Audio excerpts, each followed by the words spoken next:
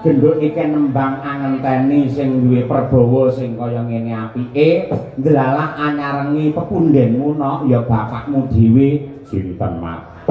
Nadyanto di tengah kesibukannya parandene kersa ngrawuhi adicara ingkang ditindakake dening keluarga besar Pikir Jagung sinten sing rawuh Bapak Bupati ing Madiun Bapak Hariwuryanto kepareng lenggah pinarak anggene silaturahim lan warga masyarakat. Alhamdulillahirabbil alamin. Tetep ora negakake marang awake dhewe ya. Salam hormat dumateng Pak Hari, mugi-mugi tansah pinaringan sehat walafiat, tansah pinaringan amanah andayani masyarakat Kabupaten Madiun penuh dengan barokah. Amin ya rabbal alamin. Lho,